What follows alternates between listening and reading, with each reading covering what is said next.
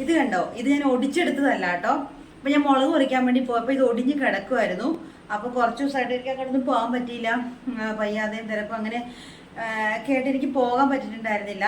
പക്ഷെ ഇപ്പൊ ചെന്നപ്പോ ഇത് ഒടിഞ്ഞ് എല്ലാം മുളക് പഴുത്ത് നിൽക്കുക കേട്ടോ. രണ്ട് മൂന്ന് ചീനി ഉണ്ട്, അതിലൊക്കെ പഴുത്ത് നിൽക്കുക. പക്ഷെ ഇതിങ്ങനെ ഒടിഞ്ഞ് കിടക്കുക. ഇതിൽ നിന്ന് എന്താ മനസ്സിലാക്കുന്ന അറിയോ, നമ്മൾ എന്ത് സാധനമായാലും നമ്മൾ നട്ട് വെച്ചാൽ പോരാ, അതിന് കൃത്യസമയത്ത് വളം കൊടുക്കണം, കാട് പറിക്കണം, പിന്നെന്താ വെള്ളം ഒഴിച്ചു കൊടുക്കണം, ഇടയ്ക്ക് പോയി നോക്കണം അത് വളരുന്നുണ്ടോ, ഇല പൊഴിയുന്നുണ്ടോ, ഇലയിൽ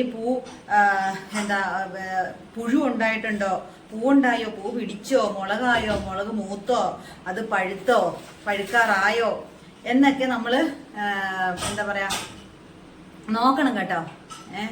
കാറ്റ് തൊടിഞ്ഞു പോയോ, അല്ലെങ്കിൽ മുളകിന് വെയിറ്റ് കാരണം അത് തൊടിഞ്ഞു പോയോ എന്നൊക്കെ നമ്മള് നോക്കണം. അല്ലെങ്കിൽ ചീനി ആയാലും ഈ മരം അല്ലെങ്കിൽ ഈ ചെടിയെ പോലെ തന്നെയാണ്, ഈ ചെടികളും മരങ്ങളെയൊക്കെ പോലെയാണ് മനുഷ്യരും.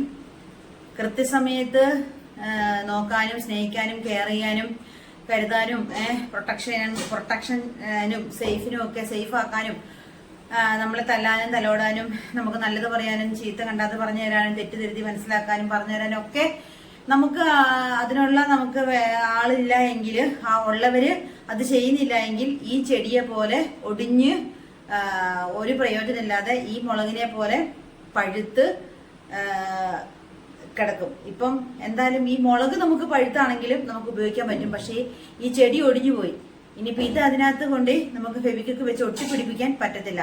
അപ്പം മനുഷ്യബന്ധങ്ങള് ഇതുപോലെ ഒടിഞ്ഞ ചെടിയാക്കരുത്. നമ്മൾ ഓരോരുത്തരുമാണ് നമ്മുടെ ചുറ്റുമുള്ളവരെ, നമ്മളെ വേണ്ടപ്പെട്ടവരെ കരുതുകയും സ്നേഹിക്കുകയും കെയർ ചെയ്യുകയും സേഫ് ആക്കുകയും അവർക്കൊരു പ്രൊട്ടക്ഷൻ കൊടുക്കുകയും അവരൊക്കെ ചേർത്ത് നിർത്തുകയും അവരുടെ ഭാഗത്ത് തെറ്റുകളോ വിഷമങ്ങളോ എന്തെങ്കിലുമൊക്കെ ഉണ്ടായാൽ അത് ക്ഷമിക്കുകയും ഇനി അതിലേക്ക് പോവാതിരിക്കാൻ വേണ്ട കാര്യങ്ങൾ അവർ പറഞ്ഞ് മനസ്സിലാക്കി ഒപ്പം ഓപ്പോസിറ്റ് നിൽക്കുന്ന ആൾ ചേർത്ത് നിർത്തേണ്ടവർ അതിനുള്ള കാര്യങ്ങൾ ചെയ്യുകയും ചെയ്തില്ലെങ്കിൽ പിന്നെ ഇതിപ്പം ഒടിഞ്ഞു പോയിട്ട് അയ്യോ ഒടിഞ്ഞു പോയല്ലോ, ഇനി ഇത് കൂട്ടിപ്പിടിപ്പിക്കാൻ പറ്റില്ലല്ലോ എന്ന് വിചാരിച്ചിട്ട് യാതൊരു കാര്യമില്ല.